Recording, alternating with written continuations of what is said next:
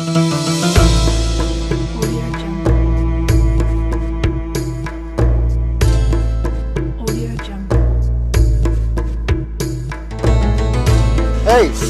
Inbox check কর, তোরে একটা মেসেজ দিছি। কি মেসেজ ভাই? দাদা তোরে দিতেছি।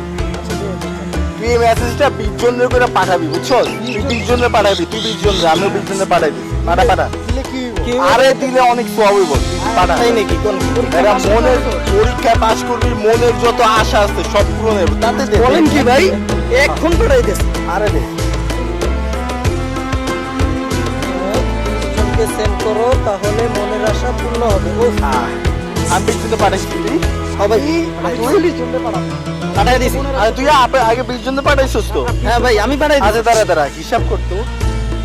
আমি 20 জনের পাঠাইছি, হ্যাঁ তুই 20 জন, তুই 20 জন, কত হইলো? দাঁড়ান, ক্যালকুলেটরটা একটু বাই করি। দাঁড়ান 60 আচ্ছা, জন। হ্যাঁ, 60 জন, তাহলে তো অনেক সব। আচ্ছা এই ভালো কথা, এই 60 জন যদি 20 জন করে পাঠায় তাহলে কত হয় দেখতো? 20 জন 60 ইন্টু 20 সমান সমান 1200। আরে এটা তো সওয়াব আর সওয়াব। আরে মনের আশা পূরণ হইব না মানে?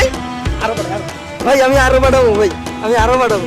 এক কাজ কর, 1200 1200। আমগো আরো সব লাগবে, আরো 20 জন। ভাই এরকম সুযোগ কিন্তু ভাই প্রতিদিন আসে না আসলে। সোয়াব আর সোয়াব বেটা, সোয়াব। নামাজ পড়ে কি হইব? ঠিকই তো, এর জন্য খালি পাঠাবি এগুলি 20 জন, দৈনিক 20 জনের পাঠাবি শেষ। আমি তো সারাদিনই পাঠাবো। আমি তো 40 জন পাঠাবো। 40 আমি যা পাই।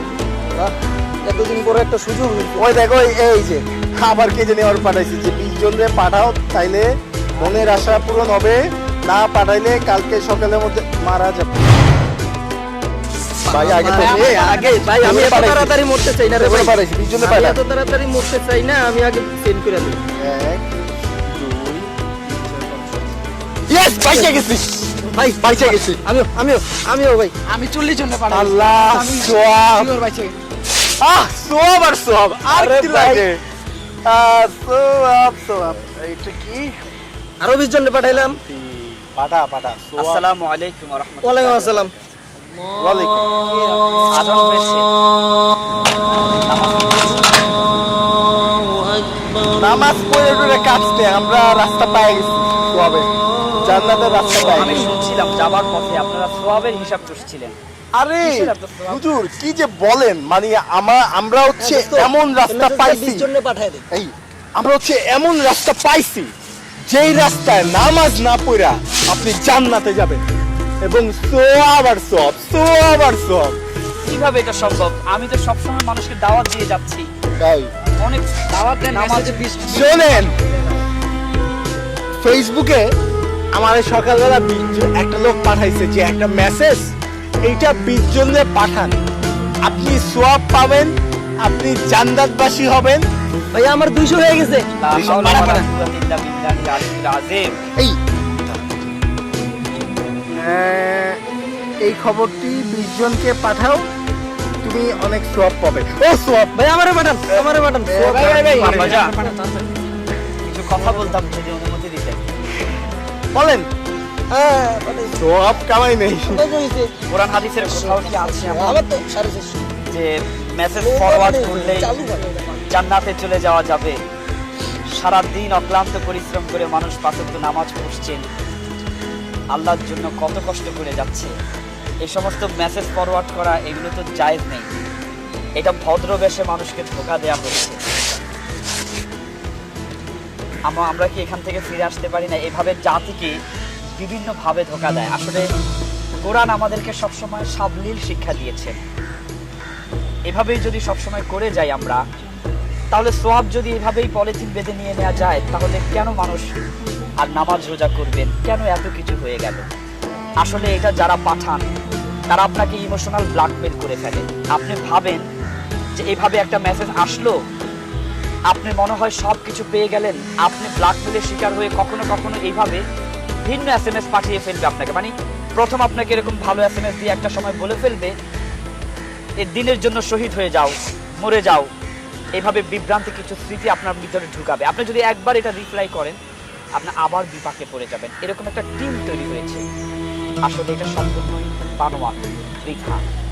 আল্লাহর জন্য কিছু করতে হলে সেটা নামাজের মাধ্যমে, আমলের মাধ্যমে। একটা SMS ফরওয়ার্ড করলে আপনি একটু ভাবেন, আপনি একটা SMS ফরওয়ার্ড করলেই যদি আপনি জান্নাতে চলে যান, একটা SMS ফরওয়ার্ড করেন নাই বলেই যদি আপনি আগামীকালকে অ্যাক্সিডেন্ট করেন, তাহলে তো দুনিয়ার মানুষ আর কোনো কাজই করতো না। এই SMS ফরওয়ার্ড আপনাদের মতোই থাকতো। আমি কি একটু বেশি বলে ফেললাম? বেয়াদবি মাফ করবেন। সরি হুজুর, আমাদের আসলে ভুল হয়ে গেছে। আমাদের ভুল বুঝতে পেরেছি। ভুল বুঝতে পেরেছি। আসলে আমাকে ভুল বুঝবেন না। না না হুজুর, না, না। আমি আসলে আপনাদেরকে বোঝানোর ক্ষমতা তো আমার নেই। না আমরা না, বুঝতে পেরেছি। আমরা বাকি এটা পারছি। বিধান, আব্বা, এটা খুব কঠিন একটা বিধান। আমিও জানি ফেসবুক, আমি শুনতাম এভাবে যে ফেসবুক জগতে মানুষ এভাবেই করে যাচ্ছে, এখান থেকে ফিরে আসা যায় না।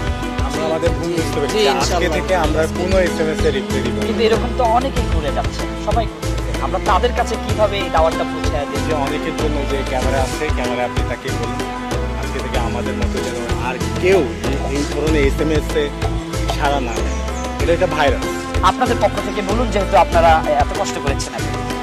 দর্শক, এটাই যে ফেসবুক খুললেই দেখি যে অনেকে SMS দেয় যে এই SMS-টি 10 জনকে সেন্ড করুন, 20 জনকে সেন্ড করুন। ফাইনালি কি হয় যে তারা কি বুঝাতে চায় আসলে আমাদের এটা বুঝি না, যে SMS দিয়েই কি আসলে কপাল খোলা যায়, বা একটা টেক্সট সেন্ড করে ফরওয়ার্ড করেই কি আমাদের কপাল খুলে যায়?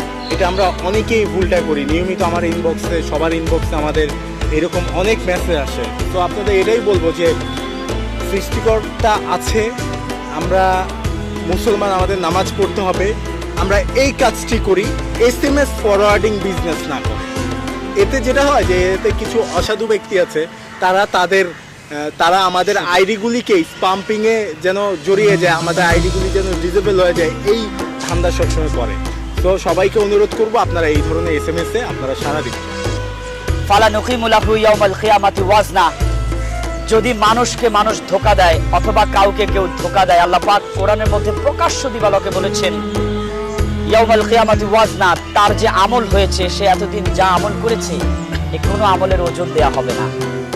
আর যদি আপনি সারা জীবন আমল করলেন কিন্তু ওজনেই হলো না, একটু চিন্তা করে দেখেন আপনার আমার ঠিকানাটা কোথায়, কত কঠিন জায়গায় হয়ে যাবে।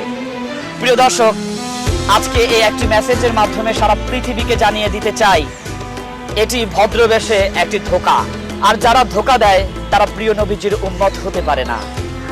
প্রিয় দর্শক, এই ভিডিওটা শেয়ার করলে আমরা হয়তো বা আপনাকে জান্নাতের গ্যারান্টি দিতে পারবো না, কিন্তু বিশ্বাস কিছু মানুষ উপকৃত হয়ে যাবে এবং সত্যিকারের ঠিক নিদর্শনটা পেয়ে যাবে, মেসেজটা পেয়ে যাবে। আমার যদি কোনো ব্যবহারে ভুল হয়ে থাকে আপনারা আমাকে না হুজুর, আমরা অন্যায় করেছি।